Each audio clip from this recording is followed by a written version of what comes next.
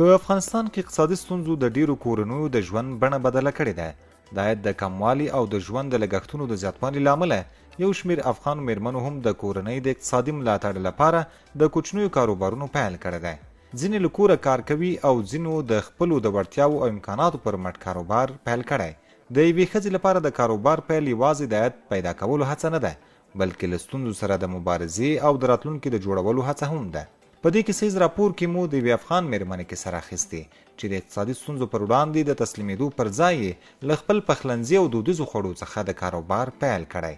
په راپور کې به وګورئ چې نوموړې څنګه له یوې ساده مفکورې څخه د یو رستورانت تر جوړولو ورسېده، له کومو ستونزو سره مخ شوه او نن یې د خپل کار له لارې د خپلې کورنۍ لپاره څه ډول فرصت رامنځته کړی ده. مدت یک سال میشه که ما رستوران شروع کردیم فعالیت. می رستوران دیگه پیش از او دیگه اون نمایشگاه جایی ما رفتیم دیگه خانه بودیم. بعد از اینکه دیگه شاورما کار نمیتونه، جکس کمر داره، مشکلی میده داره، تکلیف زیاده، همین دکانه دم پل ساخته واس کردیم. مستقیم غیر مستقیم کم سودار میاره، اما امروز می اینجا کاری منه و 6 نفره دیگه. باز یش که وقتی کار داره یا در خانه یک جای رفتنی داره، باز همون تو نوبت میآید خدمت کار منه. خود ما آشپز هستم و دیگه می خانم و دختر خانمای که امروز کار منه داشپزی اونا هم امروز کاری منه. صبحی ساعتای 8 بجه 8 نیم بجه میم دکان باز منم ده اینجا امی رستوران ده و اول پاکاری صفحه‌کاری را خود وقتر میم و دیگه بعد از او وقتی که تمام شد دیگه شاگردان می گندنه رو میچینه دیگه خودم خمیر منم یا مو لواب قرمه چیزای گوشت منتو و چیزا را آماده منم که تا ساعت 10 11 بجه را بعد از او برای پر کردن و آماده شدن که برای مشتری آماده میشه سرگاز میمانیم. و فعلا است بولانی، منتو، آشک. زهرا جعفری وایي چې د منتو او آشک په چمتو کولو کې دومره زیات توپیر نه لیدل کیږي، خو دا چې دا یې څنګه چمتو کوي په اړه یې داسې وایي. گوشت میگیریم، گوشت سرخی، گوشت گوساله و امروز از او باز قدری ضرورت پیاز ماشین منه دم قدی گوشت و دیگه سیر داره قدری ضرورت، زنجفیل، مرچ سیاه، نمک این چیزا. باز مو رو میارم سرخ منم، اول خوب سرخش منم سرگاز که پخته میشه، گوشت بخی سرخ میشه، یعنی پخته میشه آماده میشه. باز بعد از او خمیر شده چی منم تنوک منم که دقیق خمیر منتور پر منم.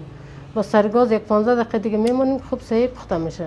اول گوشت پخته میکنیم سرخ منم، اول گوشت از او که سرخ شد باز او که در خمیر پر کردیم در سرگاز مونیم 15 دقیقه دیگه از سرگاز پخته میشه آماده خوردن.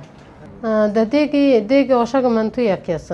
در زیر دیگ اول شاو پر میمونیم که جوش کرد بعد سر از او دیگ آشک و دیگ منتو رو میمونیم که در تفت از او پخته میشه در 15 دقیقه خوب پخته میشه. در تفت مو او جوش که جوش میخوره باز این منتو و آشک در سر از او مانده میشه، در تفت از او پخته میشه. فرق داره، آشک خو گندنه پر میشه، منتو از گوشت پر میشه که مواتایش گفتم. و منتو که از گوشت گوساله، آشک است گندنه هم که اول چینده میشه شسته میشه خوب پاک صفا دیگه. بعد از او در کاسه یا تشت یک چیز میاریم، مرج نمک چیزایش میزنیم، گندنه رو خوب مشت منیم، باز در قاد خمیر پر منیم مثل منتوری، یعنی واشگه. زهرا جعفری په خپل رستورانت کې بیلابل خواړه چمتو کوي، خو وایي چې منتو، آشک او بولانی تر ټولو زیات د خپلو مشتریانو لپاره چمتو کوي. دا چې بولانی هغه په کوم ډول چمتو کوي له هغې اورو.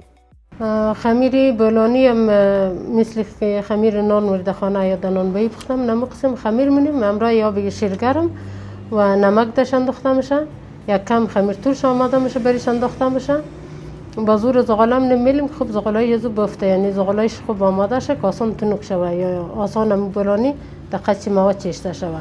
و مواد چه مثل گندنه، کسی که بخواه گندنه تنها که سبزیه، بعضی از او علاقه منده تنها گندنه پخته منیم فرمایش مشتری، بعضی ها میکس میگه کچالو گندنه، بعضی ها کچالوی تناکی. باز اونمور هر کس که فرمایش داد در فرمایش مشتری ما پخته منیم آماده منیم. زهرا وایي دا رستورانت یې په دې موخه پرانیستی چې د خپلې کورنۍ د اقتصادي ستونزو د حل ترڅنګ د څو تنو هغو میرمنو لپاره هم د کار زمینه برابره کړي چې هغوی د کور سرپرستی پر غاړه لري. نوموړې زیاتوي چې هیله لري د مشتریانو په زیاتېدو سره په کابل ښار کې نورې څانګې هم پرانیزي. فلان آینده ما به می خاطراست کردیم که یعنی ما روز در روز خود پیشرفت کرده بریم، یعنی مشتری زیاد شوه، کارمند زیاد شوه، کسایی که تقاضای کار داره، کسایی که خانمایی هستن نانآور فامیل خود هستن در خانه یا شوهرش یا یکی مشاورش نمیتونه کار کنه میوبه یا یک قسم یعنی نانآور خانه خود هسته اونا هم سر کار شوه در پالی ما کار یعنی به دست بیاره فایده وید خوب در دست بیاره که خرج مصارف خانه خود پر بزنه و خود ما میخواستیم یعنی کار باید بالا بره. یعنی نمایندگی ما بیسن من دمی امید واس کردیم که ما چند جای دیگه ما باید دشت برچی یا دیگه منطقه کابل دمی مثل شارنو اینجا کسایی که واسه خوره ما باید که امی رستوران ده نمایندگیش در دیگه جایم فعال کنم ماست کنم خانمام سر کار شوم رای ما کار کنه. د رستوران د کورنیو او دودیزو خوړو خوند د مشتریانو پام هم ځان ته راړولی دی. دلته راغلي مشتریان وایي چې هر ځل په راتګ ورته د کور د پخلي احساس ورکول کیږي. زه چې دې رستورانت راځم دلته منتو عاشق او بیا په خاص ډول پیرکي دلته پیدا کیږي چې همدغه اوسانه خواړه چې موږ ورته وایو دلته لاسرسی پیدا کیږي او په همدې اساس له ډېرې مودې کیږي چې همدې رستورانت ته کله کله راځم. په مجموع کې کورني خواړه بیا په کورني خواړه کې لکه موږ ورته اوسانه وایو په دې کې خو دغه عاشق او منتو لږ څه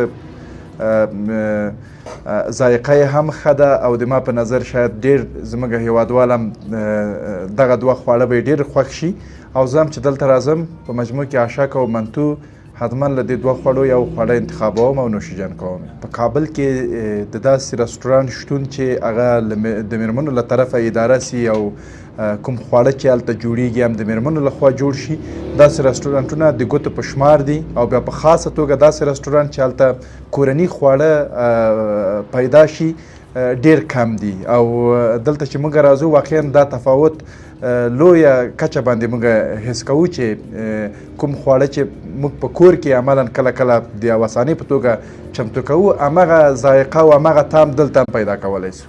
درنو کتونکو تاسو ولیدل چې افغان میرمن څنګه د اقتصادي ستونزو پر وړاندې د تسلیمېدو پر ځای د کار او زحمت له لارې د خپل ژوند لپاره نوې لار موندلې ده. د هغې کیسه یوازې د یو رستورانت د جوړېدو کیسه نه ده بلکې دا هم ښیي چې واړه کاروبارونه څنګه کولی شي د یوې کورنۍ د اقتصادي وضعیت په ښه کولو کې رول ولري. خو دا پوښتنه مطرح کیږي چې د نړۍ په نورو هیوادونو کې ښځې څنګه د اقتصادي او ټولنیزو ننګونو پر وړاندې د کار او سوداګرۍ له لارې خپل رول پیاوړی کوي. د همدې موضوع په اړه مو له چین څخه د CGTN پښتو څانګې له خبریالې اغلې سپوږمۍ سره خبرې کړې دي. دا چې په چین کې د ښځو اقتصادي ونډه څومره ده او ښځې تر ډیره په کومو اقتصادي برخو کې فعاله دي په دې اړه له اغلې سپوږمۍ څخه اورو. ما د دې افغانې ښځې کیسه په ډېرې مینې او علاقې واورېدله او په کیسه کې راته تر ټولو مهمه خبره دا وه چې هغه د اقتصادي ستونزو په وړاندې د انتظار پر ځای په خپل لاس په کار شوی او د حل لاره یې پیدا کړې ده.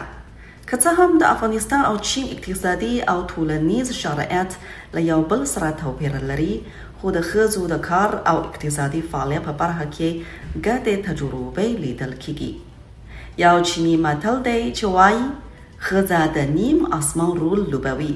په چین کې هم ډېرې ښځې په سوداګرۍ، تولید، خدماتو او بېلابېلو مسلکي برخو کې فعال دي او په دغه هیواد کې د زیاتو لویو تصادیو خاوندانې او لوړپوړي چارواکي هم ښځې دي.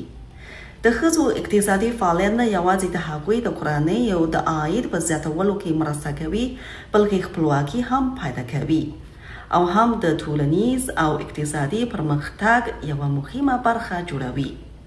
د کابل د دې رستورانت د څښتنې کیسه موږ ته دا راښیي چې د یوه کوچني کاروبار تر شا لویه هڅه او هم لویې هیلې موجودې وي. کله چې یوه ښځه د خپلې کورنۍ د ملاتړ لپاره کار کوي نو هغه نه یوازې د خپل کور اقتصادي وضعیت بدلوي بلکې د خپلو ماشومانو او د ټولنې د راتلونکي یوه بیلګه هم جوړوي. زما په اند د دې کیسې تر ټولو مهم پیغام دا دی چې اقتصادي ستونزې د ژوند د پای ټکی نه دی. که فرصت، اراده او هڅه موجوده وي نو یوه کوچني ګام څخه د بدلون یوه لویه کیسه پیلېدای شي. د دې افغان میرمنې کیسه موږ ته یو ساده خو مهم حقیقت را په ګوته کوي. کله ناکله د لوی بدلون پیل له یوه کوچني ګام څخه کیږي په کابل کې د دې رستورانت لرونکي میرمنې د اقتصادي ستونزو پر وړاندې د تسلیمېدو پر ځای د خپل کار او زحمت له لارې د عاید یوه سرچینه جوړه کړې ده. د هغې په رستورانت کې پخېدونکي دودیز خواړه یوازې د خوړو په معنا نه دي، بلکې د افغانستان د کلتور، دودونو او د کورنیو د پخوانیو خوندونو یوه برخه هم له ځانه سره لري. له بلې خوا د هغې تجربه هم دا ښیي چې کوچني کاروبارونه کولی شي د کورنیو د اقتصادي پیاوړتیا او د خلکو د کار د فرصتونو په رامنځته کولو کې رول ولري. دا یوازې د یوې رستورانت لرونکې میرمنې کیسه نه ده، بلکې دا د یوې ښځې د هڅې، زحمت، جرأت او راتلونکي ته د هیلو کیسه ده چې د خپلې کورنۍ لپاره د ښه راتلونکي جوړولو هڅه کوي.